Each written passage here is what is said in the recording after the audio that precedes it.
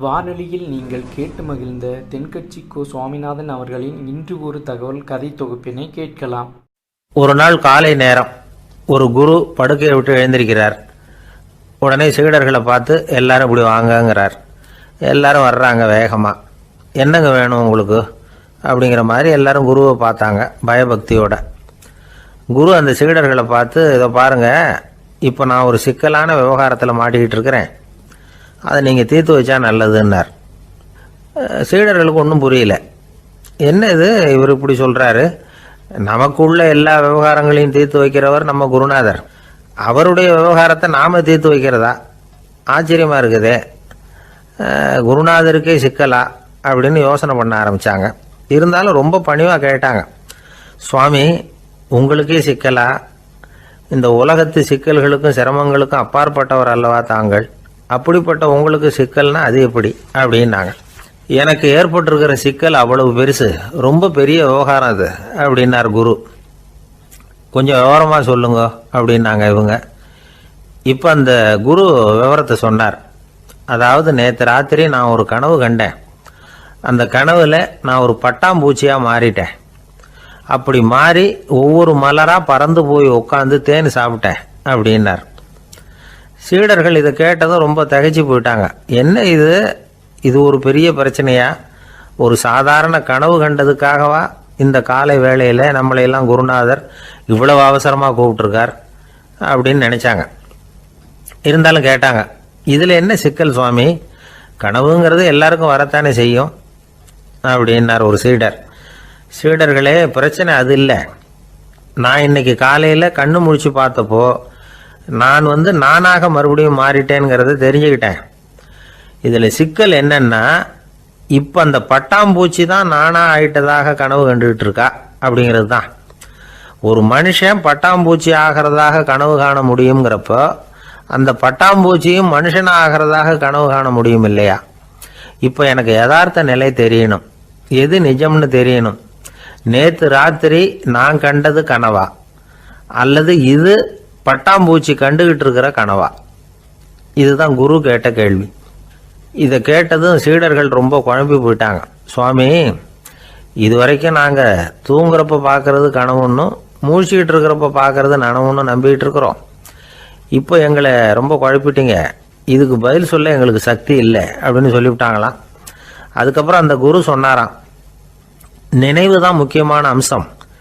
முடிவு கட்டம்னா பகலின் நினைவுகளை விட இரவின் கனவுகளே ரொம்ப உண்மை. ஒருத்தன் தூங்க போனால் தூங்கிக்கிட்டே இருந்தால் அவன் காணும் கனவு பொய்ங்கிறத அவன் உணர மாட்டான். ஒவ்வொரு கனவும் காணும் பொழுது அது ரொம்ப உண்மையாக தான் தெரியுது. ஒரு கனவு கூட உண்மை இல்லைன்னு கனவுல தோன்றுவதே இல்லை அப்படின்னார் குரு. அகில வாழ்வு அத்தனையும் சொற்பனம் கண்டாய் அப்படிங்கிறார் தாயுமானவர். ஆகையினால நம்ம கனவுலேருந்து நாம் என்னைக்கு முழிச்சிக்க போகிறோம் அப்படிங்கிறது தான் ஒரு முக்கியமான கேள்வி. ஒருத்தர் வந்தார், காலில் கட்டோடு வந்தார். என்னங்க காலில் கட்டுன்னு? சார், நேற்று ராத்திரி தூக்கத்தில் எங்கள் வீட்டு கூரையில் ஏணியை சாத்தி வச்சு இறங்கினப்போ வழுக்கி விழுந்து காலை உடச்சிக்கிட்டேன்னார்.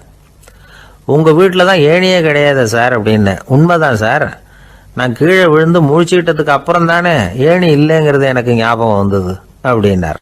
ஒரு ஊரில் ஒரு ஞானி இருக்கிறார், ரொம்ப பெரிய ஞானி, ரொம்ப வயசாகிட்டுது. கடைசி காலத்தில் அவர்கிட்ட சில பேர் வந்தாங்க. உங்கள் குரு யார் அப்படின்னு கேட்டாங்க. அவர் நிமிர்ந்து பார்த்தார். எனக்கு ஆயிரக்கணக்கான குருமார்கள் உண்டு, அவங்க பேரெல்லாம் சொல்லணும்னா இந்த காலம் பத்தாது. ஆனால் முக்கியமான ஒரு 3 பேரை பற்றி மட்டும் உங்களுக்கு சொல்கிறேன் அப்படின்னாராம். அப்புறம் சொன்னார், அந்த 3 பேரில் ஒருத்தன் ஒரு திருடன். ஒரு சமயம் ஒரு பாலைவனம் வழியாக நான் போய்கிட்டு இருந்தேன். அப்போது வழி தவறி போய் ஒரு கிராமத்துக்கு போயிட்டேன். அது இருட்டு நேரம், நடு ராத்திரி, ஊரே உறங்கி போச்சு. அந்த நேரத்தில் ஒரு ஆள் மட்டும் ஒரு வீட்டு சுவத்தில் ஏதோ பண்ணி உள்ளே நுழையிறதுக்கு முயற்சி பண்ணிகிட்டு இருக்கிறான். அவங்கிட்ட போய் நான் இன்றைக்கி இங்கே எங்கே தங்க முடியும் அப்படின்னு கேட்டேன். அதுக்கு அவன், இந்த ராத்திரி வேளையில் அது ரொம்ப சிரமம், ஒரு திருடனோட உங்களால் தங்க முடியும்னா நீங்கள் என்னோட தங்கலாம் அப்படின்னா. நான் அவங்க கூட 1 மாதம் தங்கியிருந்தேன். ஒவ்வொரு நாள் ராத்திரியும் இப்போ நான் என்னுடைய வேலைக்கு போகிறேன், நீங்கள் ஓய்வு எடுத்துக்கோங்க அப்படின்னு சொல்லிவிட்டு போவான். அவன் திரும்பி வந்த உடனே உனக்கு ஏதாவது கிடச்சிதான்னு நான் கேட்பேன். அதுக்கு அவன் இன்னைக்கு ராத்திரி ஒன்றும் இல்லை, நாளைக்கு மறுபடியும் முயற்சி பண்ணுவேன் அப்படிம்பா. எப்பவும் அவன் நம்பிக்கை இழந்ததே கிடையாது, எப்பவும் சந்தோஷமாகவே இருப்பான். நானும் ரொம்ப காலமாக தியானம் பண்ணிக்கிட்டே இருந்தேன், ஒன்றுமே நடக்கலை. ஆனால் நான் என்ன பண்ணேன் தெரியுமா, மனசு வருத்தப்படும், நம்பிக்கை இழந்துருவேன். அப்போல்லாம் அந்த திருடனுடைய விடாமுயற்சி தான் ஞாபகத்துக்கு வரும்.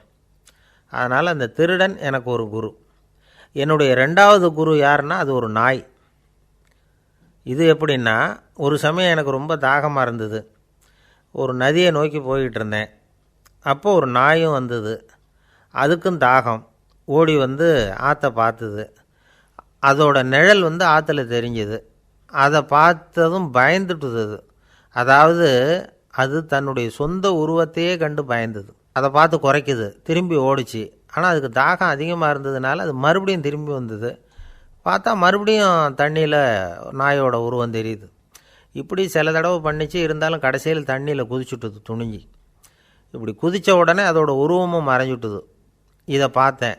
நான் என்ன புரிஞ்சுக்கிட்டேன்னா, எவ்வளவு தான் பயம் இருந்தால் கூட ஒருத்தன் தைரியமாக காரியத்தில் இறங்கணும் அப்படிங்கிறத புரிஞ்சுக்கிட்டேன்.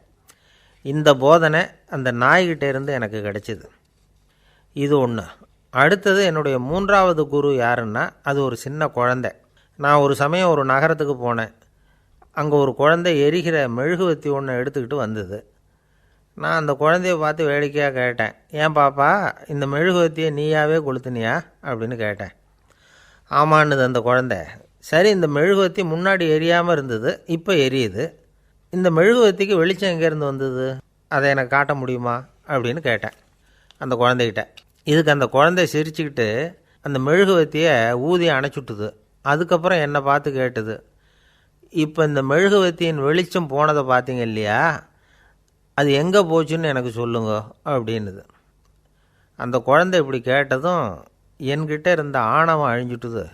நான் படித்ததெல்லாம் அந்த வினாடியில் சுக்கு நூறாக போயிட்டுது. என்னுடைய முட்டாள்தனத்தை நான் உணர்ந்தேன் அப்படின்னு இவ்வளவும் அந்த ஞானி விவரமாக சொன்னாராம். அதனால் நாம் இன்னார்கிட்டே இருந்து தான் இதை கற்றுக்கணுங்கிறது இல்லை, யாருக்கிட்டே இருந்தும் எதையும் கற்றுக்கலாம்.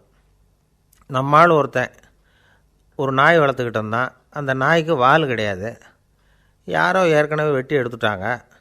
இந்த நாய் தான் சார் எனக்கு குரு, அதுக்கிட்டே இருந்து கூட நான் பாடம் கற்றுக்கிட்டு இருக்கிறேன் அப்படின்னா. அப்படி என்ன கற்றுக்கிட்டேன் இந்த வால் இல்லாத நாய்கிட்டே இருந்து அப்படின்னு கேட்டோம். நாம் யாருக்கிட்டையும் வாலாட்டக்கூடாது அப்படிங்கிற பாடத்தை அதுக்கிட்டே இருந்து தான் நான் கற்றுக்கிட்டேன் அப்படின்னா. பக்தின்னு சொல்கிறோம் இல்லையா, அது 3 வகைப்படும் அப்படிங்கிறார் ஒரு பெரியவர். அது என்ன 3 வகைன்னா, தெய்வ பக்தி, அடியார்கள் பக்தி, குரு பக்தி. அடியார் பக்தியை விட தெய்வ பக்தியை விட குரு பக்தி தான் ரொம்பவும் சிறந்ததுங்கிறார் அவர்.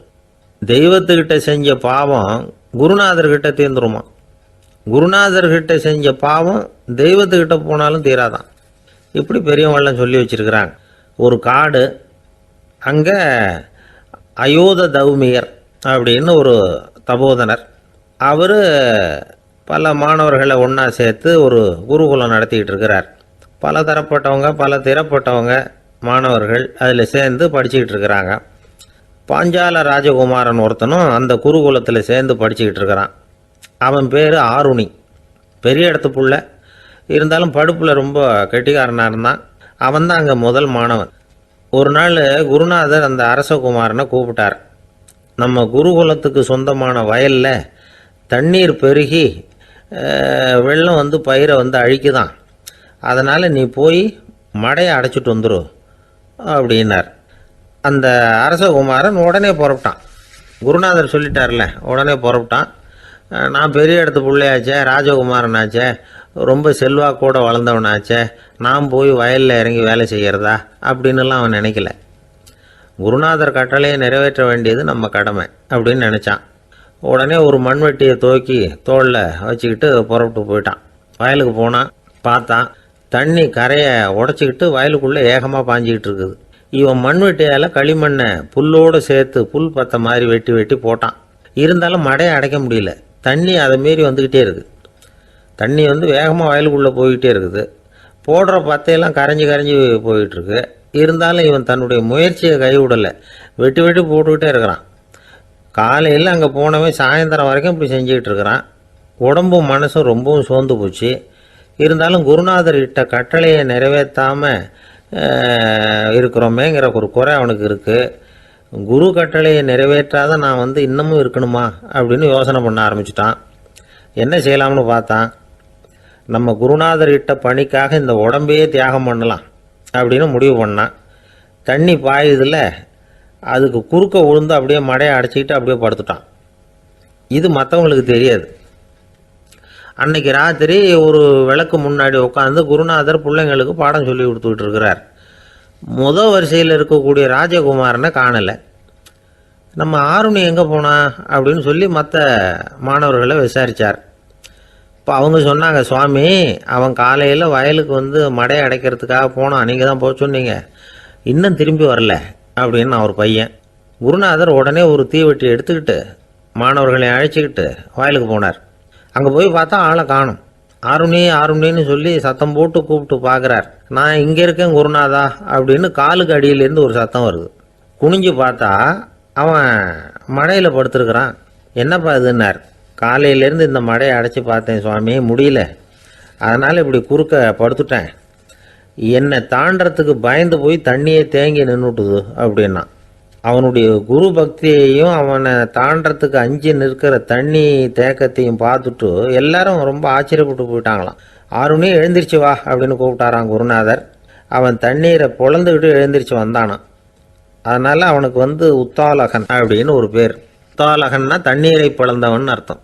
அந்த உத்தாலகன் மாதிரி இந்த காலத்து மாணவர்களுக்கும் குரு பக்தி வேணும் அப்படின்னு சொன்னோம் ஒரு பள்ளிக்கூடத்தில். உடனே நிறைய மாணவர்கள் எழுந்திரிச்சு நின்னாங்க. சார், நீங்கள் எங்களை இன்னமும் சரியாக புரிஞ்சுக்கலன்னு நினைக்கிறோம். அன்னைக்காவது ஒருத்தன் அப்படி இருந்தான், இன்னைக்கு ஏகப்பட்ட உத்தாலகர்கள் இருக்கிறோம். எங்கள் வாத்தியார் கட்டளை இட்டா இப்போவே அது மாதிரி வயலுக்கு போய் மடையில் குறுக்கப்படுத்துக்கிறதுக்கு இந்த வகுப்பில் உள்ள அத்தனை பேரும் தயாராக இருக்கிறோம் அப்படின்னாங்க. அப்படியா அப்படின்னு சொல்லி கேட்டோம் ரொம்ப சந்தோஷமாக. ஒருத்தன் ரொம்ப அடக்கமாக எழுந்திரிச்சான். அப்புறம் சொன்னான், ஆமாம் சார், வகுப்பில் இவர் நடத்துகிற பாடத்தை கேட்டுக்கிட்டு இருக்கிறத விட பேசாமல் போய் மடையில் படுத்துடுறது ஒன்றும் கஷ்டமான காரியமாக இருக்காது, அதனால தான் எல்லாரும் அங்கே போகிறேன்னு சொல்கிறோம் அப்படிங்கிறான். ஒரு ஊரில் ஒரு இளைஞன் இருந்தான். ஒரு நாள் அவன் ஒரு குருவை தேடிட்டு புறப்பட்டான். ஊரை விட்டு வெளியில் போனான். போகிற வழியில் ஒரு காடு. அந்த காட்டில் ஒரு மரத்தடியில் ஒரு பெரியவர் உட்காந்துருக்கிறார். அமைதியாக மௌனமாக அவர் அமர்ந்திருக்கிறார். இந்த பெரியவரை விசாரிக்கலாம், குருவை தேடி கண்டுபிடிக்கிறதுக்கு இவர் ஏதாவது ஒரு வழி சொல்லி கொடுப்பார் அப்படின்னு நினச்சிக்கிட்டு அவரை நெருங்கினான். ஐயா, எனக்கு ஒரு குரு தேவை, எங்கே கிடைப்பார், அவரை எப்படி அடையாளம் கண்டுபிடிக்கிறது, அதை பற்றி ஏதாவது விவரம் சொன்னீங்கன்னா நான் கண்டுபிடிச்சிக்குவேன் அப்படின்ட்டுருக்கான். பெரியவர் நிமிர்ந்து பார்த்தார். தம்பி, அது ரொம்ப சுலபம். அவர் வயசானவராக இருப்பார், என்னை விட சுமார் 30 வயசு அதிகமாக இருக்கும். அவர் ஒரு மரத்தடியில் தான் உட்காந்துருப்பார் அப்படின்ட்டுருக்கான். சரிங்க பெரியவரே, அது என்ன மாதிரியான மரம், எப்படி இருக்கும் அப்படின்னு கேட்டிருக்கான். பெரியவர் அந்த விவரங்களையும் சொல்லியிருக்கிறாரு. அது மட்டும் இல்லை, சந்திக்கிற நாள், நேரம், வினாடி முதற்கொண்டு எல்லா விவரங்களையும் துல்லியமாக சொன்னாராம். இவ்வளவு விவரங்களை இவரால் எப்படி சொல்ல முடியுது அப்படின்னு இவனுக்கு ஆச்சரியம். இருந்தாலும் அந்த பெரியவர் கடைசியாக ஒரு விவரம் சொன்னார். அது என்ன தெரியுமா, எப்படியும் நீ அவரை சந்திக்கிறதுக்கு ஒரு 30 வருஷம் ஆகும் அப்படின்னு சொல்லிவிட்டாராம். ரொம்ப நன்றிங்க பெரியவரே அப்படின்னு சொல்லிவிட்டு அந்த இளைஞன் புறப்பட்டுருக்கான். இப்போ அவனுக்கு குரு பற்றின விவரம் எல்லாம் கிடைச்சிட்டுது, சந்திக்கிற நேரமும் தெரிஞ்சுட்டுது. ஆனால் 30 வருஷம் அவரை தேடி அலைய வேண்டியிருக்குமே.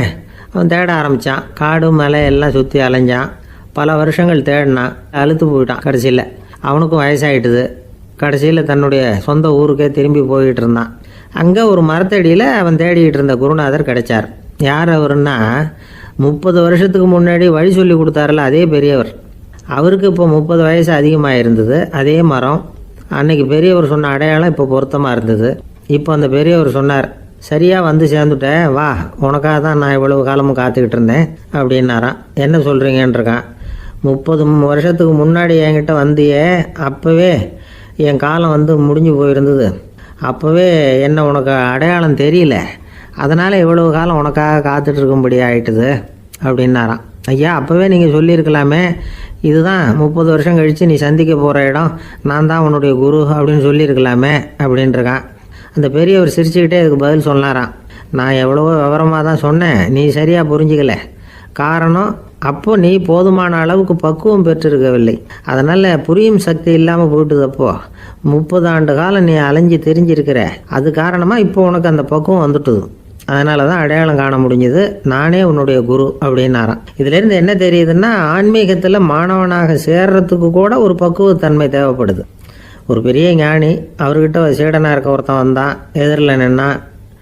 ஞானி அவனை வெகு நேரம் உற்று பார்த்தார். அப்புறம் சொன்னார், சீடனாக இருக்கிறது ரொம்ப சிரமம்னார். நான் தயாராக இருக்கிறேன்னா. அது இன்னமும் சிரமமாச்சே, இங்கே குருவாக இருக்கிறது மட்டுமே சுலபம் அப்படின்னாராம். அப்படின்னா நான் குருவாகவே ஆயிடுறேன் அப்படின்னானா. இது போலவே இந்த காலத்தில் கதை ஒன்று உண்டு. ஒரு பள்ளிக்கூடத்தில் வகுப்பு ஆசிரியர் மாணவனை திட்டிக்கிட்டு இருந்தார். டேய், நீ 100க்கு 10 மார்க்கு தான் வாங்கிக்கிட்டு இருக்க. இவ்வளவு மோசமாக நீ படித்தா கடைசியில் மாடு மேய்க்கிறது கூட லாய்க்கு இல்லாதவனா ஆகிடுவேன்.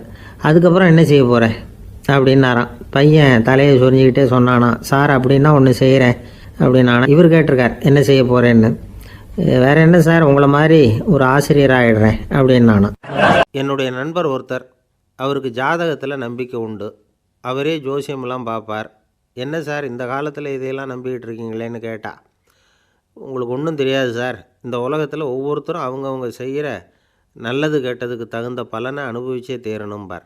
அது மட்டும் இல்லை, ஒருத்தன் செத்துட்டா கூட அவன் செஞ்ச பாவ புண்ணியங்கள் கூடவே போயிட்டுருக்கோம்பார்.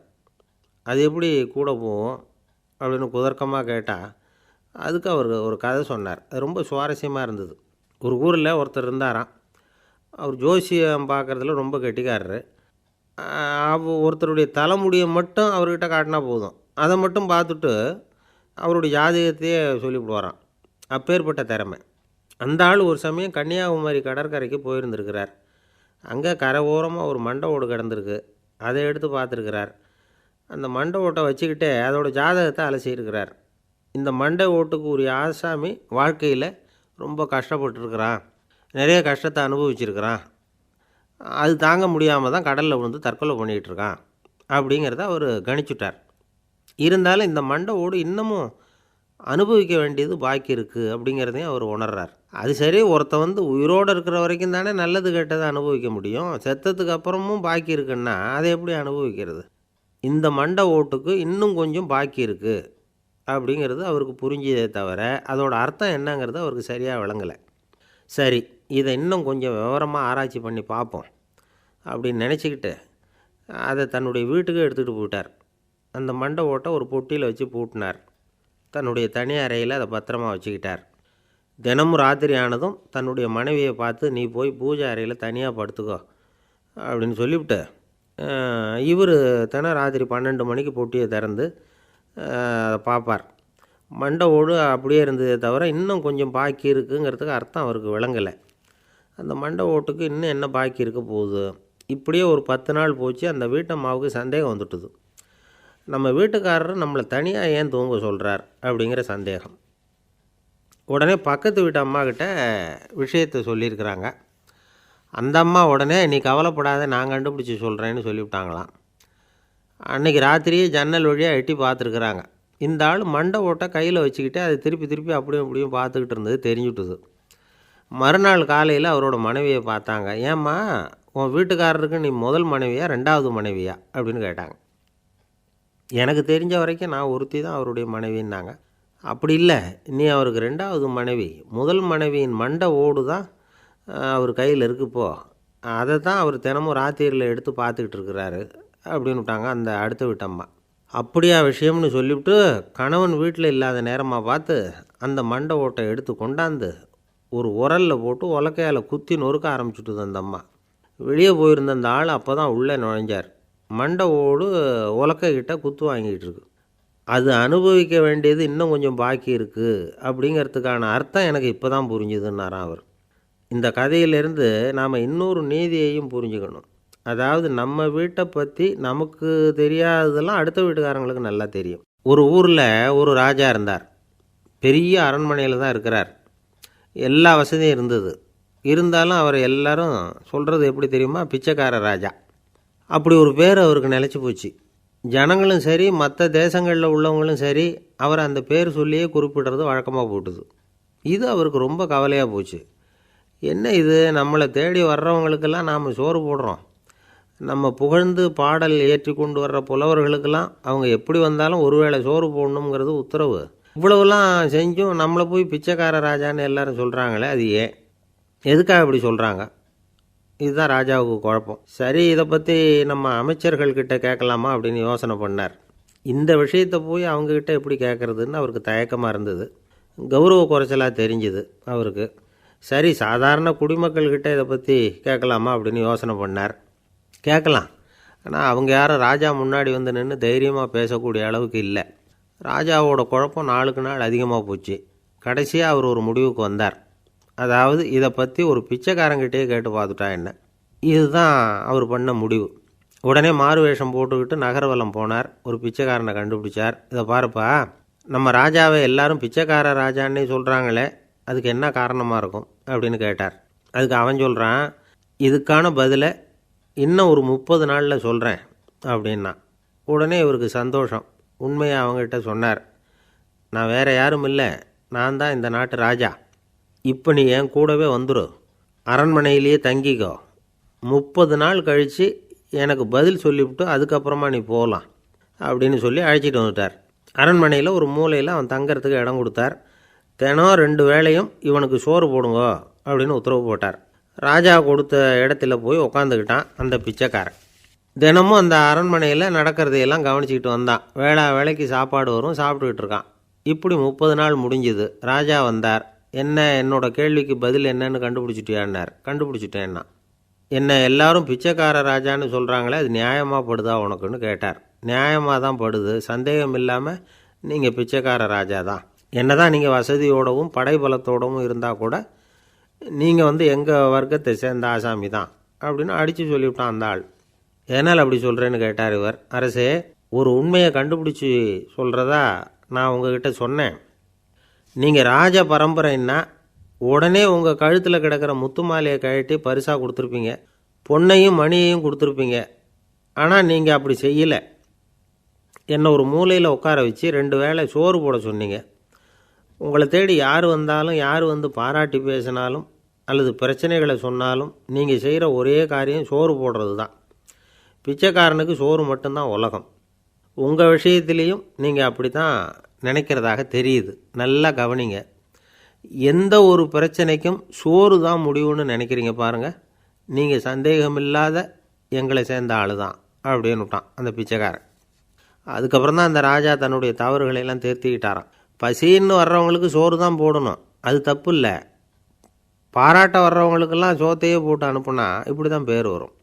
எனக்கு தெரிஞ்ச ஒருத்தர் தினமும் யாராவது ஒருத்தரை தன் வீட்டுக்கு அழைச்சிட்டு போவார், சாப்பாடு போட்டு அனுப்புவார்.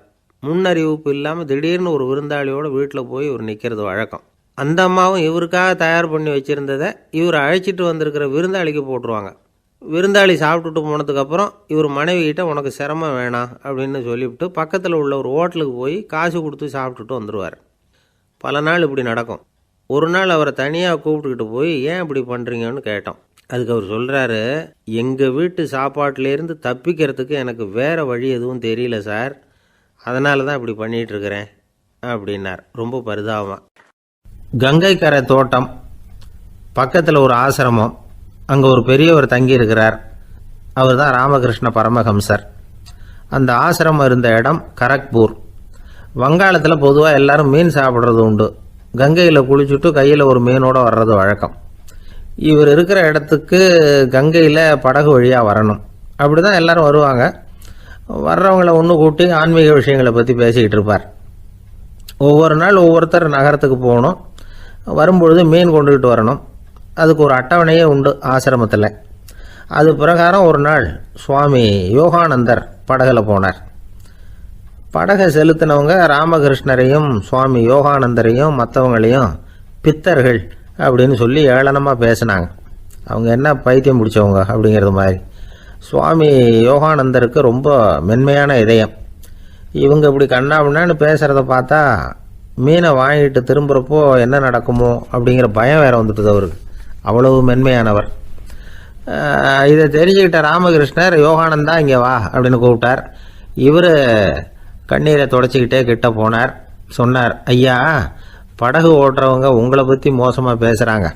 என்ன திட்டினா பரவாயில்ல, ஆனால் உங்களை அவங்க திட்டுறாங்க, அதை என்னால் தாங்கிக்க முடியல அப்படின்னார். இதை கேட்டதும் ராமகிருஷ்ணருக்கு கோபம் வந்துட்டு தான். என்னது, உன்னுடைய குருவை பற்றி அவங்க மோசமாக பேசும்பொழுது நீ சும்மா இருந்தியா, வெளியில் போ அப்படின்னு விட்டார். குரு நிந்தனை செய்கிறப்போ அதை கேட்டுக்கிட்டு சும்மா இருக்கலாமா? குரு நிந்தனையை கேட்டால் பாவம் இல்லையா? என்னை தூற்றும் போது அவங்க பாவம் செய்கிறாங்க, அதை கேட்டுக்கிட்டு நீ சும்மா இருந்தால் நீயும் பாவம் செய்கிற அப்படின்னாராம். அடுத்த நாள் சுவாமி நிரஞ்சனானந்தர் போக வேண்டிய நாள். இவர் படகுல போகும்பொழுதும் அதே மாதிரி நடந்துதான். அவங்க மோசமாக பேச ஆரம்பித்தாங்க, திட்ட ஆரம்பித்தாங்க. அப்படி கேலி பண்ண ஒருத்தனை இவர் என்ன பண்ணார், பலார்னு கன்னத்தில் அரைஞ்சிட்டார். இன்னொருத்தனை கங்கையில் தூக்கி எறியறதுக்கும் தயாராகிட்டார். அதுக்கப்புறம் அவங்க யாரும் வாயை திறக்கலை. மீன் வாங்கிட்டு வர்றப்பவும் படகுல ஒரே அமைதி, அவ்வளவு பயம் அவங்களுக்கு. ராமகிருஷ்ணர் கூப்பிட்டு விசாரித்தார் என்ன நடந்ததுன்னு. இவர் சொன்னார், அவர் யோகானந்தா போகும்பொழுது என்ன நடந்ததோ அப்படியே தான் இப்பவும் நடந்தது. குரு நிந்தனை செய்கிறத கேட்டுக்கிட்டு நான் சும்மா இருப்பேனா, ஒருத்தனை அப்படியே அரைஞ்சுட்டேன், இன்னொருத்தனை ஆற்றுல தூக்கி போட்டுருவேன்னு பயமுறுத்தினேன், அவ்வளவுதான் அப்படின்னாராம். இப்போவும் ராமகிருஷ்ணருக்கு கோபம் வந்துட்டு தான். என்ன இது, அணியறது காஷாயம், இருக்கிறது ஆசிரமம், உனக்கு இவ்வளவு கோபம் வந்ததுன்னா அப்புறம் என்னத்துக்கு ஆசிரமத்தில் இருக்கணும், பிரம்மச்சாரி எப்பவும் அமைதியாக இருக்கணும் அப்படின்னு அறிவுரை சொன்னாராம் ராமகிருஷ்ணர். அப்போ இவர் கேட்டாராம், ஏங்க அவருக்கு ஒரு விதமான அறிவுரை சொன்னீங்க, எனக்கு வேற விதமாக அறிவுரை சொல்கிறீங்க, இதில் எது உண்மை அப்படின்னு கேட்டிருக்கார். இதுக்கு ராமகிருஷ்ணர் சொன்ன பதில் என்னென்னா, அட அசடே, சக்கரத்தில் காற்று அதிகமாக இருந்தால் குறைக்கணும், குறைச்சலாக இருந்தால் கூட்டணும். அவன் சாது, அவனுக்கு அதிக உணர்ச்சி தேவை, உனக்கு படபடப்பு அதிகம், உனக்கு பொறுமை தேவை அப்படின்னாராம். இதில் உள்ள கருத்து என்னென்னா, கல்விங்கிறது எப்படின்னா அதை சூழ்நிலைக்கு தகுந்த மாதிரி கற்பிக்கணும். எல்லாருக்கும் ஒரே மாதிரி கற்பிக்கக்கூடாது. கேட்குற ஒரு தகுதி, புரிஞ்சுக்கிற திறமை, இதை பொறுத்து கல்வி அமையணும். ஆரம்ப காலத்தில் ஒரு குரு, அப்போ ஒரு சீடன் இருந்தான். அது வேடிக்கையான குரு, வேடிக்கையான சீடன். ஒரு ஆசிரமம். ஒரு நாள் ஒருத்தன் அவசரமாக அந்த குருவை தேடி வந்திருக்கிறான். என்ன விஷயம்னு விசாரித்தார் குரு. உங்கள் சீடர் என்னை அடிச்சுட்டார் அப்படின்னு புகார் பண்ணானான் அந்த ஆள். குரு சீடனை கூப்பிட்டார். அடிச்சியா இந்த ஆளை அப்படின்னு கேட்டாராம். ஆமான் இருக்கான் சீடன். ஏன் அடிச்சே அப்படின்னு கேட்டாராம். இந்த ஆள் உங்களை பற்றி மட்டமாக பேசிவிட்டான், என்னால் அதை தாங்கிக்க முடியல, அதனால தான் அடிச்சுட்டேன்ருக்கான். அப்படி என்ன பேசினா அப்படின்னு கேட்டாராம். உன்னுடைய குருநாதர் இப்போல்லாம் அர்த்தமில்லாமல் பேச ஆரம்பிச்சுட்டார் அப்படின்னு சொல்லிவிட்டான், அதனால தான் அடிச்சுட்டேன் அப்படின்னு நானாம். அதுக்காக அடித்தே அப்படின்னாராம்.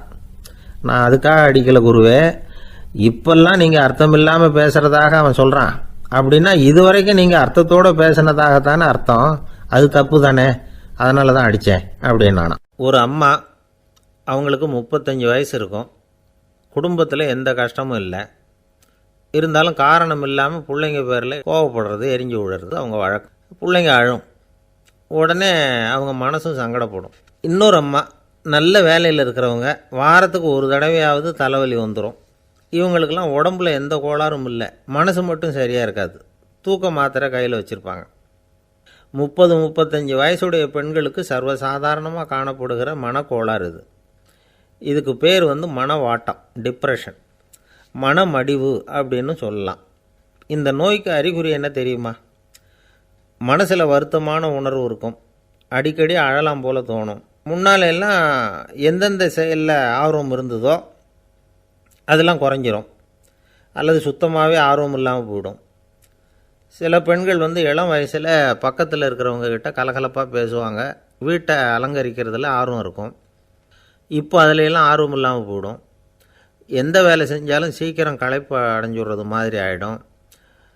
நமக்கு யாருமே உதவியாக இல்லை, நம்ம எல்லாரும் கை விட்டுட்டாங்க போல் இருக்குதே அப்படிங்கிற உணர்வுலாம் உண்டாகும். தன்னைத்தானே குறை சொல்லிக்குவாங்க, நாம் தப்பு பண்ணிவிட்டோம் போல் இருக்குதே அப்படின்னு தோணும். குற்றம் பண்ணிட்டதா நினச்சி கஷ்டப்படுவாங்க. பசி இருக்காது, தூக்கத்தில் தொந்தரவு இருக்கும், அடிக்கடி செத்து போடலாங்கிற உணர்வு வரும், தற்கொலை பண்ணிக்கலாங்கிற எண்ணம் உண்டாகும். சில பேர் தற்கொலை முயற்சியில் கூட ஈடுபடுவாங்க. சில பேருக்கு பலவிதமான உடல் வலிகள் இருக்கும், பலவீனம் இருக்கும், சீக்கிரமாக களைப்படைஞ்சு போடுவாங்க. இதெல்லாம் மனவாட்ட நோய்க்கான தன்மைகள். இந்த மனவாட்டம், அதாவது டிப்ரெஷனை ரெண்டு வகையாக பிரிக்கலாமா. ஒன்று தானாக உண்டாக்கிக்கிறது, இன்னொன்று எதிர் விளைவை உண்டு பண்ணுகிற அல்லது நரம்பு சம்பந்தப்பட்ட டிப்ரெஷன். தானாக உண்டாக்கிக்கிற மனவாட்ட நோய் இருக்குது பாருங்கள், அதுக்கு ஏதாவது சூழ்நிலை காரணமாக இருக்கலாம் அல்லது இல்லாமலும் போகலாம். மூளையில் டொப்பாமைன் அல்லது செரட்டோனின் இதோட அளவு குறையும் பொழுது இந்த டிப்ரெஷன் உண்டாகுது. இதுக்கு ஓரளவு பிறவி காரணங்கள் கூட இருக்கலாம். குடும்பத்தில் வேறு சிலருக்கும் வரலாம். பாதிக்கப்பட்ட பெண்ணை பார்க்குறதுக்கு பலவீனமாக தெரியும், கடுமையான குற்ற உணர்வு இருக்கும், தனியாக இருக்கிறதுக்கு ஆசைப்படுவாங்க, நடு ராத்திரியில் எழுந்திரிச்சு உட்காந்து கஷ்டப்பட்டுக்கிட்டு இருப்பாங்க, கொடூரமான முறையில் தற்கொலை பண்ணிக்க முயற்சி பண்ணுவாங்க, தீ வச்சுக்கிறது, அமிலத்தை குடிக்கிறது, தூக்கில் தூங்குறது. இப்படி தானாக வரவழைச்சிக்கிற மனவாட்ட நோய் மறையக்கூடிய நோய். ஒரு தடவை வந்தால் 3லேருந்து 6 மாதம் வரைக்கும் நீடிக்கும். இடைப்பட்ட காலங்களில் நோயாளி இயல்பாக இருப்பார். எதிர் விளைவை உண்டு பண்ணுகிற அல்லது நரம்பு சம்பந்தப்பட்ட மனவாட்ட நோய் எப்படின்னா, கணவன் மனைவி மாமியார் மருமகள் இப்படிப்பட்ட உறவு முறை பிரச்சனைகள், தோல்விகள், எரிச்சல்கள், ஆஃபீஸு பிரச்சனை, இப்படிப்பட்ட சூழ்நிலையால் உண்டாகிறது. எல்லாத்துக்கும் மருந்து இருக்குது, மார்க்கம் இருக்குது, கவலைப்பட வேண்டியதில்லை, தைரியமாக இருக்கணும். உளவியல் மருத்துவம் இதுக்கு ரொம்ப உபயோகமாக இருக்கும். சில பெண்களை பாருங்கள், அவங்க எதுக்கும் அலட்டிக்கிறது இல்லை. ஒரு அம்மா அப்படி தான் தன்னுடைய கணவனை அழைச்சிக்கிட்டு ஒரு மனநோய் மருத்துவர்கிட்ட வந்தாங்க. டாக்டர், எங்கள் வீட்டுக்காரர் திடீர்னு ஒரு மாதிரி ஆயிட்டார், வித்தியாசமாக நடந்துக்கிறார். எப்படின்னா, இவர் தன்னையே ஒரு ஒட்டடை குச்சியாக நினச்சிக்கிட்டு இருக்கிறார். அப்படி நினச்சிக்கிட்டு தன்னுடைய தலையாலேயே வீட்டில் உள்ள ஒட்டடையெல்லாம் தொடச்சிக்கிட்டு இருக்கிறார் அப்படின்னாங்க. எவ்வளவு நாளாக அப்படி இருக்குதுன்னு கேட்டார் டாக்டர். 1 வாரமாக அப்படி இருக்குது அப்படின்னாங்க அந்த அம்மா. அப்படின்னா முன்னாடியே ஏன் அழைச்சிட்டு வரல அப்படின்னு கேட்டார் டாக்டர். வீடு பூரா சுத்தமாகட்டுமேனு பார்த்துக்கிட்டு இருந்தேன் டாக்டர் அப்படின்னாங்களாம் அந்த அம்மா. ஒரு ஊரில் ஒரு இளைஞன் இருந்தான். ஒரு நாள் அவன் ஒரு குருவை தேடிக்கிட்டு புறப்பட்டான். ஊரை விட்டு வெளியில் போனான். போகிற வழியில் ஒரு காடு. அந்த காட்டில் ஒரு மரத்தடியில் ஒரு பெரியவர் உட்காந்துருக்கிறார். அமைதியாக மௌனமாக அவர் அமர்ந்திருக்கிறார். இந்த பெரியவரை விசாரிக்கலாம், குருவை தேடி கண்டுபிடிக்கிறதுக்கு இவர் ஏதாவது ஒரு வழி சொல்லி கொடுப்பார் அப்படின்னு நினச்சிக்கிட்டு அவரை நெருங்கினான். ஐயா, எனக்கு ஒரு குரு தேவை, எங்கே கிடைப்பார், அவரை எப்படி அடையாளம் கண்டுபிடிக்கிறது, அதை பற்றி ஏதாவது விவரம் சொன்னீங்கன்னா நான் கண்டுபிடிச்சிக்குவேன் அப்படின்ட்டுருக்கான். பெரியவர் நிமிர்ந்து பார்த்தார். தம்பி, அது ரொம்ப சுலபம். அவர் வயசானவராக இருப்பார், என்னை விட சுமார் 30 வயசு அதிகமாக இருக்கும். அவர் ஒரு மரத்தடியில் தான் உட்காந்துருப்பார் அப்படின்ட்டுருக்கான். சரிங்க பெரியவரே, அது என்ன மாதிரியான மரம், எப்படி இருக்கும் அப்படின்னு கேட்டிருக்கான். பெரியவர் அந்த விவரங்களையும் சொல்லியிருக்கிறாரு. அது மட்டும் இல்லை, சந்திக்கிற நாள், நேரம், வினாடி முதற்கொண்டு எல்லா விவரங்களையும் துல்லியமாக சொன்னாராம். இவ்வளவு விவரங்களை இவரால் எப்படி சொல்ல முடியுது அப்படின்னு இவனுக்கு ஆச்சரியம். இருந்தாலும் அந்த பெரியவர் கடைசியாக ஒரு விவரம் சொன்னார். அது என்ன தெரியுமா, எப்படியும் நீ அவரை சந்திக்கிறதுக்கு ஒரு 30 வருஷம் ஆகும் அப்படின்னு சொல்லிவிட்டாராம். ரொம்ப நன்றிங்க பெரியவரே அப்படின்னு சொல்லிவிட்டு அந்த இளைஞன் புறப்பட்டுருக்கான். இப்போ அவனுக்கு குரு பற்றின விவரம் எல்லாம் கிடச்சிட்டுது, சந்திக்கிற நேரமும் தெரிஞ்சுட்டுது. ஆனால் 30 வருஷம் அவரை தேடி அலைய வேண்டியிருக்குமே. அவன் தேட ஆரம்பித்தான். காடு மலை எல்லாம் சுற்றி அலைஞ்சான். பல வருஷங்கள் தேடினான், அழுத்து போயிட்டான். கடைசியில் அவனுக்கும் வயசாகிட்டுது. கடைசியில் தன்னுடைய சொந்த ஊருக்கே திரும்பி போய்கிட்டு இருந்தான். அங்கே ஒரு மரத்தடியில் அவன் தேடிக்கிட்டு இருந்த குருநாதர் கிடைச்சார். யார் அவருன்னா, 30 வருஷத்துக்கு முன்னாடி வழி சொல்லி கொடுத்தாருல அதே பெரியவர். அவருக்கு இப்போ 30 வயசு அதிகமாக இருந்தது. அதே மரம், அன்னைக்கு பெரியவர் சொன்ன அடையாளம் இப்போ பொருத்தமாக இருந்தது. இப்போ அந்த பெரியவர் சொன்னார், சரியாக வந்து சேர்ந்துட்டேன், வா, உனக்காக தான் நான் இவ்வளவு காலமும் காத்துக்கிட்டு இருந்தேன் அப்படின்னாராம். என்ன சொல்கிறீங்கன்றிருக்கான். 30 வருஷத்துக்கு முன்னாடி என்கிட்ட வந்தியே, அப்போவே என் காலம் முடிஞ்சு போயிருந்தது. அப்போவே என்ன உனக்கு அடையாளம் தெரியல, அதனால் இவ்வளவு காலம் உனக்காக காத்துட்ருக்கும்படி ஆகிட்டுது அப்படின்னாராம். ஐயா, அப்போவே நீங்கள் சொல்லியிருக்கலாமே, இதுதான் 30 வருஷம் கழித்து நீ சந்திக்க போகிற இடம், நான் தான் உன்னுடைய குரு அப்படின்னு சொல்லியிருக்கலாமே அப்படின்ட்டுருக்கான். அந்த பெரியவர் சிரிச்சுக்கிட்டே இதுக்கு பதில் சொன்னாராம். நான் எவ்வளவோ விவரமாக தான் சொன்னேன், நீ சரியாக புரிஞ்சிக்கல. காரணம், அப்போது நீ போதுமான அளவுக்கு பக்குவம் பெற்றிருக்கவில்லை, அதனால் புரியும் சக்தி இல்லாமல் போயிட்டுதப்போ 30 ஆண்டு காலம் நீ அலைஞ்சி தெரிஞ்சிருக்கிற. அது காரணமாக இப்போ உனக்கு அந்த பக்குவம் வந்துட்டுது, அதனால தான் அடையாளம் காண முடிஞ்சுது, நானே உன்னுடைய குரு அப்படின்னாராம். இதிலேருந்து என்ன தெரியுதுன்னா, ஆன்மீகத்தில் மாணவனாக சேர்றதுக்கு கூட ஒரு பக்குவத்தன்மை தேவைப்படுது. ஒரு பெரிய ஞானி, அவர்கிட்ட ஒரு சீடனாக இருக்க ஒருத்தன் வந்தான், எதிரில் நின்னான். ஞானி அவனை வெகு நேரம் உற்று பார்த்தார். அப்புறம் சொன்னார், சீடனாக இருக்கிறது ரொம்ப சிரமம்னார். நான் தயாராக இருக்கிறேன்னா. அது இன்னமும் சிரமமாச்சே, இங்கே குருவாக இருக்கிறது மட்டுமே சுலபம் அப்படின்னாராம். அப்படின்னா நான் குருவாகவே ஆயிடுறேன் அப்படின்னானா. இது போலவே இந்த காலத்தில் கதை ஒன்று உண்டு. ஒரு பள்ளிக்கூடத்தில் வகுப்பு ஆசிரியர் மாணவனை திட்டிக்கிட்டு இருந்தார். டேய், நீ 100க்கு 10 மார்க்கு தான் வாங்கிக்கிட்டு இருக்க. இவ்வளவு மோசமாக நீ படித்தா கடைசியில் மாடு மேய்க்கிறது கூட லாய்க்கு இல்லாதவனா ஆகிடுவேன். அதுக்கப்புறம் என்ன செய்ய போகிறேன் அப்படின்னாராம். பையன் தலையை சொரிஞ்சிக்கிட்டே சொன்னானா, சார் அப்படின்னா ஒன்று செய்கிறேன் அப்படின்னானா. இவர் கேட்டிருக்கார், என்ன செய்ய போகிறேன்னு. வேறு என்ன சார், உங்களை மாதிரி ஒரு ஆசிரியர் ஆகிடுறேன் அப்படின்னானா. இந்த உலகமே ஒரு நாடக மேடை, நாம் எல்லாரும் நடிகர்கள். இது ஞானிகள் சொல்கிறது. இது ஒரு பக்கம் இருக்கட்டும். இந்த உலகத்துக்குள்ளே எத்தனையோ நாடக மேடைகள், எத்தனையோ நடிகர்கள், எத்தனையோ நாடகங்கள். இதெல்லாம் எப்படி ஆரம்பமாச்சு? அதுதான் இன்றைக்கி தகவல். அதாவது ஆதி மனிதன் பேச ஆரம்பிக்கிறதுக்கு முன்னாடி சைகையாலேயே எல்லாத்தையும் சொல்லிகிட்டு இருந்தான். அதனால் அப்போவே நடிப்பு ஆரம்பமாயிட்டுது. முதல்ல ஒரு வேட்டையைத்தான் அவன் நடித்து காட்டியிருப்பான். இவன் எப்படி போனான், எதிரில் மிருகம் எப்படி வந்தது, அதோடு எப்படி சண்டை போட்டான், எப்படி அடித்து கொண்டுகிட்டு வந்தான், இதை அப்படியே மற்றவங்களுக்கு நடித்து காட்டியிருப்பான். ஏன்னா மொழி கிடையாது. இந்த காலத்துலலாம் நாடகங்களில் நடிக்கிறவங்கள நடிகர்கள்ங்கிறோம். ஒரு காலத்தில் இவங்களுக்கு என்ன பேர் தெரியுமா? திஸ்பியர்கள் அப்படின்னு பேரான். இதுக்கு காரணம் உண்டு. அதாவது 2000 வருஷத்துக்கு முன்னாடி கிரீஸ் நாட்டில் திசிபியஸ் அப்படின்னு ஒரு ஆள் இருந்தான். அவன் ஒரு பெரிய நாடக கலைஞன். அவன் சில இளைஞர்களை சேர்த்துக்கிட்டான், பயிற்சி கொடுத்தான், நாடக குழுவை உருவாக்கினான். நடிகர்களையும் நாடகத்துக்கு தேவையான பொருள்களையும் ஏற்றிக்கிட்டு போகிறதுக்கு ஒரு வண்டியையும் தயார் பண்ணான். அந்த வண்டியிலேயே அவன் கிரேக்க நாடு பூராவும் சுற்றினான். ஊர் ஊராக நாடகம் போட்டான். ஒரு ஊருக்கு போனதும் அங்கே நாடகம் நடத்த தியேட்டர் இருக்கா அப்படிங்கன்னெல்லாம் பார்க்குறதில்ல அவன். ஏன்னா அப்போலாம் தியேட்டர்னால் என்னென்ன தெரியாது. நாடகம்னா அதை ஒரு மூடிய கொட்டைக்குள்ளே தான் நடத்தணுங்கிறது அப்போ யாருக்குமே தோணலை. இந்த வண்டி போகும், அதுவே ஒரு பகுதி அப்படியே ஒரு மேடை மாதிரி விரிச்சிக்கும். அதில் ஏறி நின்றுக்கிட்டு நாடகத்தை நடித்து காட்டுவாங்களாம். மக்கள்லாம் எதிரில் தரையில் உட்காந்து அதை பார்த்துக்கிட்டு இருக்கிறது. உலகத்தின் முதல் நடமாடும் தியேட்டர் இது தானா. இந்த திசிபியஸ் தான் முதலாக உலகத்தில் நாடகங்கிற பொழுதுபோக்கை நடத்தி காட்டினவன் அப்படின்னு சொல்கிறாங்க. அவன் சொந்தமாக நாடகம் எழுதுனான், நடித்தான், நாடகத்தை இயக்கினான். அதனால தான் அவனை first man of the theatre அப்படின்னு சொல்லுவாங்க. அவன் தான் நாடக மேடையின் முன்னோடி. கிரேக்கர் காலத்திலேயே நாடக ஆசிரியர்கள், நடிகர்கள், ரசிகர்கள் இவங்கள்லாம் உருவாயிட்டாங்களாம். நாடகத்தின் சரித்திரத்தில் இந்த 3 பிரிவும் ரொம்ப முக்கியம். அதாவது கிரேக்க தியேட்டர்கள்லாம் திறந்த வெளி மேடைகள் தான். பெரும்பாலும் மலைச்சரிவுகள், அதுவே படிப்படியாக பண்ணியிருப்பாங்க.